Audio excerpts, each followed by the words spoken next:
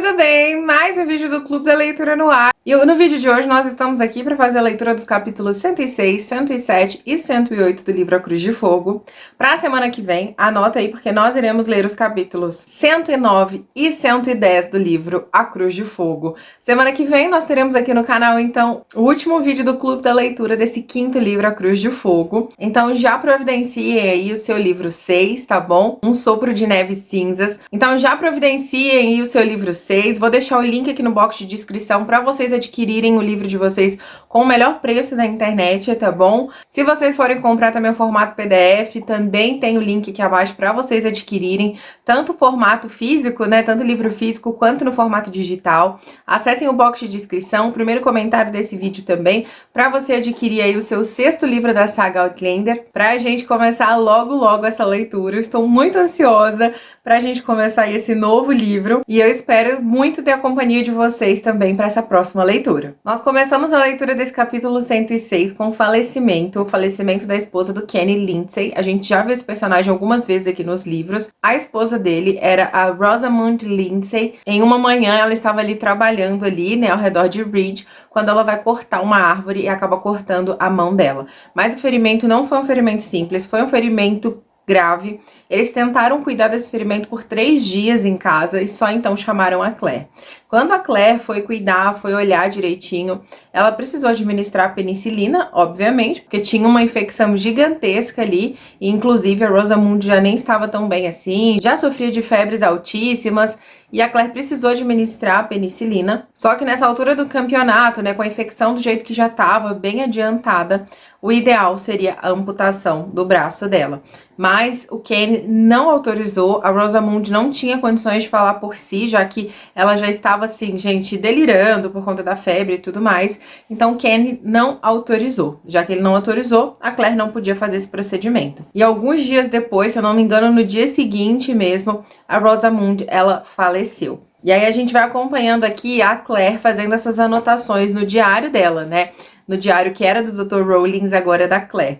Ela começa a descrever tudo que aconteceu, como foi que aconteceu o ferimento, qual foi o procedimento utilizado, né? Todo aquele registro médico, a Claire começa a fazer esse registro médico. Só que a Claire tá assim, gente, ela não sabe o que fazer, porque ela se sente culpada, ela também não pode escrever de uma forma que vá deixar subentendido que foi um assassinato. Ela não sabe o que escrever ali na causa da morte. Já vou te explicar o porquê que a Claire tá nesse dilema. Nesse momento, a Claire não está sozinha, ela já está em Reed, já se passaram ali algumas horas desde o momento em que a Rosamund faleceu. Toda Reed já está se preparando para o velório dela. Os homens estavam cuidando de convidar as pessoas que viviam ao redor de Reed, né, que estavam mais distantes, para fazer parte do velório. Eles queriam fazer algo tipicamente escocês, mesmo que ela não era escocesa, né? Ela era americana, se eu não me engano, ela vivia em Boston. Mas eles queriam fazer algo para ela tipicamente escocês, queriam honrar a memória da mulher, né? Então eles estavam se preparando da melhor forma para que isso acontecesse de uma forma respeitosa, que honraria a vida da Rosamund. Brianna, Marcely, todas as mulheres estavam cuidando ali das comidas, né? Inclusive Brianna e Marcely estavam ali ao alcance dos olhos da Claire neste momento. E a Claire tá tentando escrever, a Claire tá tomando um chá, não sabe muito bem o que escrever. Ela realmente se encontra num dilema. E por quê? Porque a Rosamund, ela morreria de qualquer forma, né? A Claire administrando ou não a penicilina, mas a causa da morte dela foi uma reação alérgica à penicilina. Então a Claire ficou sem saber o que escrever, porque ela iria escrever no diário que foi uma reação alérgica a um medicamento que ela deu, ela praticamente estaria assinando ali um atestado de culpa, né? Olha, ela morreu porque eu matei, né? Eu dei a penicilina e ela teve essa reação alérgica. Ela não queria ser entendida de uma forma errada. Mas do mesmo modo, gente, do mesmo jeito, se a Claire não tivesse dado a penicilina para Rosamund, ela iria morrer de qualquer jeito. Porque a infecção já tinha tomado conta, já tinha tomado proporções muito grandes. Não poderia ser resolvida. Então, de qualquer forma, a Rosamund iria morrer. Mas era isso que estava ali no coração da Claire também. Não só a dificuldade da Claire escrever, né, de fato, qual foi a causa da morte da Rosamund, mas ela também aceitar que ela não tinha outra escolha, que ela não tinha outra chance.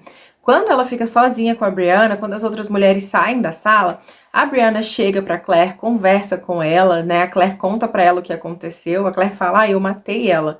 né? A Claire explica as circunstâncias pra Brianna e a Brianna foi sensacional, gente. Ela acalentou, ela acolheu a mãe aqui de uma forma maravilhosa. Ela, inclusive, relembra aqui de uma ocasião onde ela esteve na casa do amigo da Claire, do Joey Abernathy. Vocês provavelmente vão se lembrar dele, né? A Brianna foi jantar na casa dele e ele estava neste mesmo dilema que a Claire se encontrava aqui no momento. E ele conta pra Brianna, né, que eles abrem um tipo de um chamado no hospital, onde todos os médicos eles se sentam numa mesa redonda, falam sobre o ocorrido, falam sobre o acontecido, a fim de que aquele médico, né, que causou este dano, né, possa desabafar, porque ele está entre os dele, né? Provavelmente aqueles médicos irão entender a situação, irão apoiar, falar as palavras certas. E era isso que a Claire precisava também naquele momento, né? Alguém assim como ela, para que pudesse entender o que foi que aconteceu. E naquele momento, a Brianna era essa pessoa. A Claire também entra num dilema neste capítulo, gente, porque ela começa a perceber que ela precisa deixar alguém, né? Precisa deixar o seu legado, né? Ela precisa encontrar alguém para seguir os seus passos. Ela precisa treinar uma pessoa. Naquela época, os médicos nem sempre frequentavam uma universidade, uma faculdade, né? Naquela época, as pessoas, elas eram treinadas por médicos, elas eram aprendizes. Existiam, sim, escolas de medicina, mas eram na Europa, a sua maioria. Todas as pessoas, inclusive o Dr. Rowe, todas as pessoas que a Claire conhecia, inclusive o Dr. Rowlings, não eram formados. Eles haviam sido treinados por alguém, e ela até fala que o Dr. Rowlings tinha alguns modos, algumas maneiras diferentes de agir, né, que condiziam ali com as maneiras da época, mas ainda assim ele era um excelente médico, pelo que ela podia ver ali, pelo acompanhamento que ele fazia com seus pacientes. Então a Claire precisava treinar alguém, ela começou a sentir essa necessidade. Ela olha pra Brianna e pensa, não pode ser a Brianna, porque ela não tem essa aptidão, né, ela não tem essa vocação para isso. Mas naquele momento onde a Brianna tá sendo o colo, o carinho e o aconchego da mãe, a Claire até pensa, né? Eu não posso treinar a Brianna para ser uma médica, mas eu a treinei para ser uma mãe, mesmo sem perceber. Eu achei lindo isso, esse momento, gente, porque a Brianna tá aqui fazendo carinho na mãe, a Claire tava sentada numa cadeira e a Brianna chega por trás, mexe nos cabelos da mãe, faz um carinho ali no rosto, acaricia. Gente, assim, uma verdadeira filha confortando, consolando o coração da mãe. E lembra aquela cena que nós temos lá na 5ª temporada, onde a Claire, ela espera o Jamie chegar à noite, ela toma um banho gostoso, né, passa um perfuminho gostoso pra esperar o Jamie chegar? Vocês lembram dessa cena? Aqui nos livros a gente também tem essa cena, acontece nesse capítulo 107, né? A Claire tá ali sentindo os calorões da menopausa, né? Ela tá sentindo muito calor, o Jamie tá apagado do lado dela e ela resolve tomar um ar fresco na janela. Quando ela chega na janela, ela começa a escutar uns choros de uma criança. E ela percebe que essa criança era o pequeno Jamie, que estava chorando. A cabana não era tão próxima, a cabana de Roger e Brianna, mas com a direção do vento, né, a Claire conseguia ouvir o choro do netinho. E ela conseguia perceber também que o Roger estava do lado de fora tentando acalmar o pequeno Jamie, mas sem sucesso, né? Até que ele começa a cantar com a voz um tanto quanto rouca, muita dificuldade, mas ele começa a cantar, o que encanta o pequeno Jamie e, enfim, o faz parar de chorar. Quando a Claire chega na janela para se refrescar, ela tira toda a sua roupa, né? Porque realmente ela estava com muito calor. E nesse momento, quando ela está lá admirando o Roger, ainda que de longe, no escuro, né, cuidando do filho, ela só sente ali a presença do Jamie atrás dela. E assim como na série, o Jamie percebe o cheirinho que a Claire tava ali, né? Na verdade, ele começa a descrever todos os cheiros que ele consegue sentir na Claire naquele momento. Cheiros de ingredientes que eles usaram no jantar, algumas ervas que a Claire foi usando ali no decorrer do dia, e o Jamie começa a perceber esses cheiros na pele da esposa, até que ele sente o aroma desse perfume, que era algo que não era bem um perfume, a Claire descreve pra nós, era mais um óleozinho assim, bem perfumado, bem cheiroso, que era tão pequenininho o vidro que ela só utilizava em ocasiões especiais. E ele já percebe que a Claire queria algo a mais com ele, né? Assim como aconteceu na série. Só que ele havia dormido e ela fala pra ele, olha, você tava tão cansado que eu nem quis te acordar. E ele responde pra ela, né? Para isso, Sassenach, você pode me acordar a qualquer momento do dia, mesmo que eu esteja na cova. E aí a cena acontece assim como na série. E aqui nesse capítulo 108, gente, a gente tem assim, né? Já começamos aqui com Roger e Jamie pela manhã, logo pela manhã, partindo ali em direção à construção do chiqueiro de Reed. Eles precisam construir um chiqueiro e o Roger e o Jamie estavam indo juntos. Nessa altura do campeonato, nessa altura aqui do livro, gente, eles já estão super parceiros, passam bastante tempo juntos, conseguem conversar bastante, já tem bastante assunto um com o outro, uma linda amizade, eu diria. Só que, gente, o pequeno Jamie, ele chega fugido da mãe dele, querendo ir junto com o Roger. Ele quer a todo custo seguir com o Roger e com o vovô, ele não quer ficar com a mamãe, ele bate o pé falando que não quer ficar com a mamãe, e Jamie e Roger começam a prestar atenção e escutam um grito de várias mulheres. Tia Lizzie, assim como eles chamam a Lizzie aqui no livro, né? Tia Lizzie, tia Marcely, a Brianna, a Claire também, todo mundo tá desesperado à procura do pequeno Jamie. E ele só dando aquela risadinha de menino safado que fugiu da mamãe, sabe? Muito fofo, gente. Só que ele não quer ficar com a Brianna de jeito nenhum. E aí o Jamie fala, olha, então a gente precisa avisar essas mulheres que ele tá aqui com a gente, que ele vai permanecer com a gente durante a manhã, porque o Roger fala, né, eu acho que dá pra ele ficar com a gente pelo menos até o horário do almoço. E aí o Jamie fala, eu vou lá avisar essas mulheres, porque senão elas vão ficar enlouquecidas atrás dessa criança, né?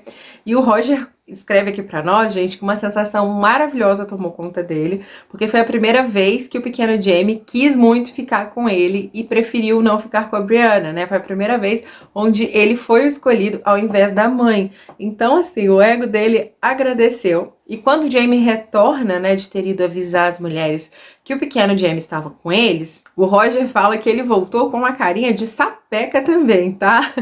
Todo vermelho, sorrindo à toa. E aí, a gente já começa a imaginar besteira, né? Mas não. O Jamie, assim como uma criança furtiva também, voltou com os bolsos recheados de biscoitos recém-assados pela senhora Bug. Ele roubou esses biscoitos da cozinha da senhora Bug e mostra ali pro Roger, todo satisfeito ali da sua traquinagem, né? Olha o que eu peguei para nós. Eles começam a comer esses biscoitos antes de sair para, de fato, fazer a construção do chiqueiro, e o pequeno Jamie se lambuza, né? O Roger fala pra nós que quando olhou pro pequeno Jamie, ele já tava assim, gente, puro farelo e mel, espalhado pelo rosto todo, pelo corpo todo. E o Jamie fala pro Roger, olha, é melhor você ir até o riacho, lavar esse menino, dar uma limpada nele, porque é bom que os porcos não sintam esse cheiro de mel nele, porque senão já viu, né? Roger fala que naquele momento ali ele sentiu um frio na espinha e assim ele o fez, foi lavar o pequeno Jamie. Eles já estavam ali, né, na construção do chiqueiro, quando o pequeno Jamie começa a olhar assim para um ponto fixo, começa a ficar assustado, o Roger olha para ele e percebe que o pequeno Jamie estava encarando um javali, gente, isso mesmo, um javali. Naquele momento ele entra em desespero, começa a pensar se ele não lavou o menino o suficiente, né, se ele não tirou o cheiro do mel ali do pequeno Jamie o suficiente, se aquele javali havia sentido esse cheiro, mas era tarde demais para se questionar sobre isso, né, gente? Nesse momento, o Jamie estava no riacho, quem estava no riacho dessa vez era o Jamie, e o Roger estava sozinho com o pequeno Jamie ali. Gente, foi desesperador, confesso pra vocês. Lá no primeiro livro, se eu não me engano, é no primeiro livro mesmo, tem uma cena da Claire com os lobos. E aqui tem essa cena do Roger com o javali. Porque, minha gente, o Roger, ele, sim, luta com o javali. O Roger que já estava ali, né, com o braço todo dolorido, porque eles já estavam há algum tempo ali na construção de chiqueiro, transportando madeiras pesadas e tudo mais. Ele já estava com o braço todo dolorido, já não tinha tanta força assim, mas, gente, um pai, né, um pai querendo proteger o seu filho, porque o pequeno Jamie é quem estava na mira do javali naquele momento, né? Então o Roger tirou forças de onde não tinha, gente, e se atracou mesmo com o javali ali na unha e no dente, gente. Foi assim um negócio que eu confesso pra vocês, desesperador. O Jamie, quando percebe o que tá acontecendo, gente, entra na briga também com alguns gritos escoceses. Só que o Jamie só tá com uma faquinha, gente. Eles não estavam equipados assim pra lutar contra um javali, né?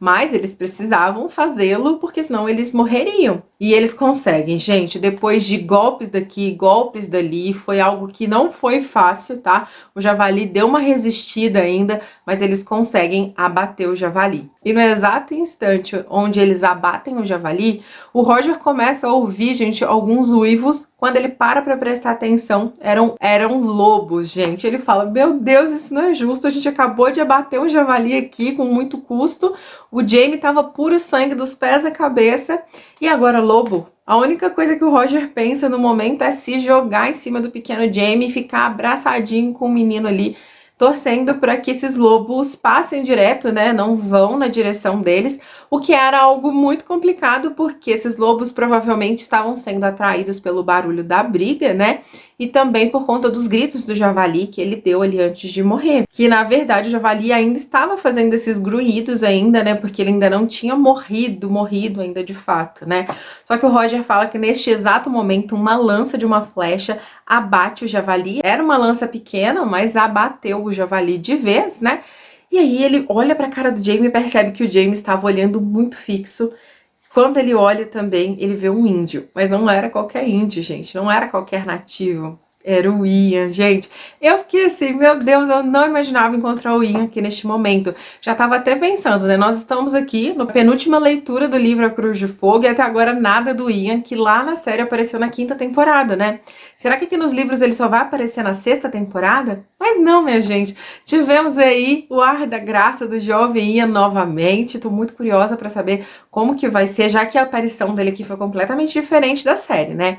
Na série a gente também tem esse javali e tudo mais, mas a adrenalina é muito menor.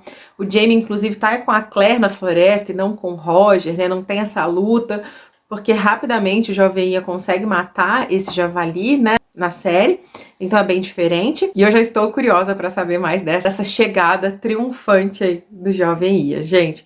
Foi um finalzinho de leitura eletrizante e ao mesmo tempo muito agoniante, sabe?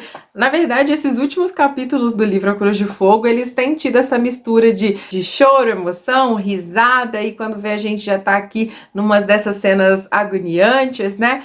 Tem sido um misto de emoções, realmente, esse finalzinho de leitura. E é isso, gente. Eu espero muito que vocês tenham gostado da leitura da semana. Não deixem de comentar aqui abaixo, tá bom?